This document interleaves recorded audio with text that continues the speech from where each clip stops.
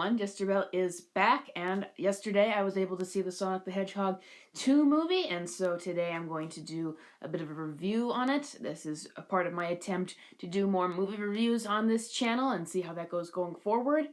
So I want to address the elephant in the room about Sonic 2. First of all, this movie has been getting a lot of criticism from critics, just, lambasting it as an insufferable, badly made movie. Watching it myself, I don't think that this movie is badly made as they were making out to be by any means. I think that the real problem with the movie and the Sonic movie franchise that they've been making is, as much as they've gotten right with fan service and marketing, is it's a similar problem to the Lego Batman movie, where they've decided that their audience is a lot younger and only younger than it is. Like, they've decided that the audience for this movie is going to be 6 to 8-year-old boys and only that demographic. And there's a lot of toilet humor, there's a lot of puns, there's a lot of really annoying, dumb human characters in the film.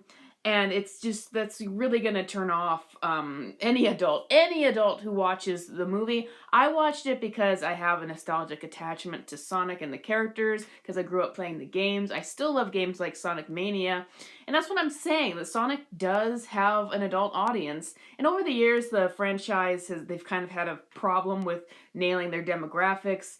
In the 90s, it was pretty much games anyone could enjoy. Then in the 2000s, they took it on an embarrassingly edgy turn with Shadow the Hedgehog and Sonic 06. Then, starting with Sonic Colors and going on to Sonic Forces, they started gradually making it more and more juvenile, more and more just for kids. So I think that is a big problem with the movie. I honestly, I went to see it, and there's things I enjoyed about it, which I'll talk in a minute. But for me as an adult, it was a bit cringeworthy for so many of the jokes that were just not aimed at me and not aimed at anyone, not even girls, I don't think, but boys who are eventually going to grow out of it when they're 10 or 11 at the latest. And so lots of jokes like that just made me just not enjoy the movie as much. And I understand I'm there because I know the franchise, I know the characters, and there is a lot of fan service if you know the older games and you know what's been done with the games throughout the years. But if you are someone who's not familiar with Sonic, you don't care anything for the games, you don't know anything about this, you're going to have a really bad time in the theater, I'll say that. But the movie itself is not as badly made beyond that as it's made out to be. There's a lot of action, and it's consistently entertaining all the way through. But I'll just address the other big problem with it, which I do see structurally. It seemed that in the first movie, obviously, they went the live-action animated hybrid because it was cheaper.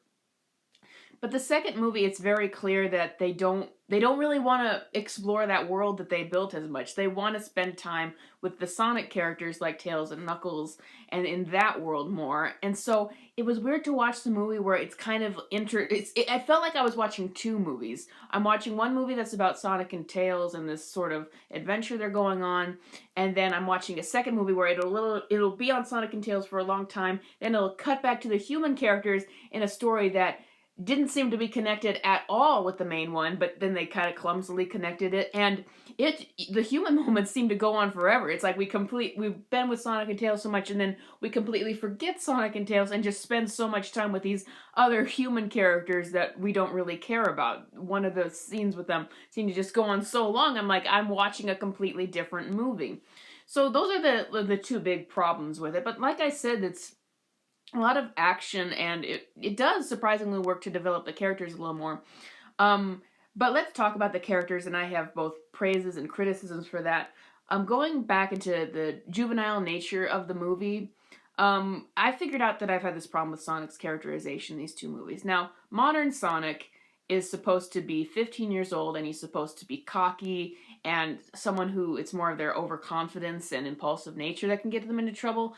Sonic in the movies is portrayed as a 10-year-old, clearly a 10-year-old who's irresponsible and just, he needs to learn responsibility. He needs to learn these simple concepts as the movie goes on, which is not a bad arc, but it's just like, I'm used to Sonic, dare I say it, being slightly more mature than even the version in the movie. And it did get a bit annoying, especially in the beginning. So, I really like his relationship with Tails, though. Tails is my favorite character from the Sonic franchise. And Tails in the movie is basically Tails in the games. He's exactly what you would expect. They got Colleen O'Shaughnessy, who's been voicing Tails for I think well over 10 years now, and I've always thought that she's been the perfect voice casting for the character. So I'm really glad that they brought her back. I love the fan service nods to things like Tails' backstory, where he was bullied for having double tails and how he idolized Sonic. I love that he came into this movie as a Sonic fanboy, as he was supposed to be in the original Sonic 2 game. That is my favorite, one of my favorite games of all time, by the way, so of course I'd love that. And I love the friendship arc that they were going with those two characters. The problem is they kind of stopped that in the middle of the movie, and Tails kind of took a back seat to Knuckles. And Knuckles, I thought, was very good in this movie. If you were a person who has been angry at how much they've dumbified Knuckles, then I don't think you're going to be happy. He's very strong. He's very brutally strong and powerful in this movie, which is a good thing because he should be, but they still really lead into Knuckles is a big dumb idiot thing. He's basically a warrior with one-dimensional thinking, and he does not understand other concepts, and they play that up for comedy, and it's very funny. But if you I remember when Sonic Knuckles used to not be as dumb as Bullwinkle. He used to be an actual character with a complicated brain like a person or an anthropomorphic echidna should have. But I still thought Idris Elba was perfect casting for him in this movie, and that he was really entertaining, really great jokes, really great dynamic with Sonic and Tails. And it feels like the writers were maybe more interested in this pairing they had with Idris Elba and Knuckles, that they were so into that's why Tails kind of got put in the back burner. They only just brought over his voice actor from the video games to do this. It just seemed like they simply just brought over what he was from the games into the movies, and then they just got really into this version of Knuckles, because it is a new version of Knuckles. It's one we haven't seen before. It's just kind of taking different things throughout the years that have been done with him and doing a new version with that. But it was really exciting to see the three Team Sonic characters come together on screen. I think that part of the reason why Sonic might work a little bit better on screen than most video game adaptations is people have always been interested in the lore and the characters of Sonic, maybe even more than the gameplay, which has gotten pretty bad over the years. The last Sonic game I actually played, well, actually it was Sonic Mania, but the last modern Sonic game that I played that was not just riffing off the originals was Sonic Lost World, and that was unplayable. I can't remember. I was like, how old was I when that even came out? But I remember that was one of the few games I got that I ended up trading and giving away because it was just unplayable. Anyway, I think that's why Sonic might work on screen a little better. It was really exciting to see those characters on screen. I really love the references to games that Sonic Sphere of Water, using the bubbles to survive. There were references to Tails' Adventure, the handheld game he got in the 90s, with all his gadgets that he has, which were direct references to the gadgets you'd get in the game. And then there's references like when they go to find the Master Emerald, the various traps that are in that place that are, again, directly from the games. And that's, once again, why I think that they needed to remember that there would be adult audience that remembers those games that would want to see that stuff in the movie. And then I gotta say, I think that Sonic should be, I think that it should have been an animated production. I don't care for the human characters in the movie.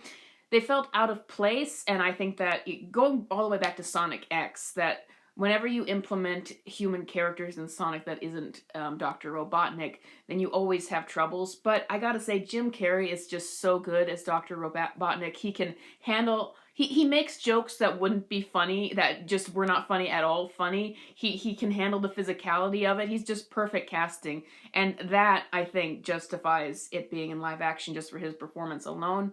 So, in the end of the day, it's a harmless movie. I just think that they kind of made a mistake. Once again, similar to Lego Batman movie, where they should have realized that there is a much broader audience for this movie. I think that this movie is going to actually make a good chunk of cash, but I think that adults are going to be disappointed because of a lot of the immature humor that's just really wince-worthy in the movie, but that younger kids are really going to like it. But I wish that they had maybe taken a different approach, a different tonal approach with this film franchise. so that more adults and more teenagers could enjoy it, because I think that Sonic is a franchise with a lot of potential, and it's potential that even when people really do get things right, as the marketing team and the team behind the redesigns, I love the designs of the characters, I'll say that as well, as much as they seem to respect the fan base, I think that once again they just have just gotten slightly off the potential of this franchise. So are you going to see the Sonic movie? Are you going to pass on it? Do you have any attachment to the games from the past? Let me know in the comments below, and I will see you guys next time.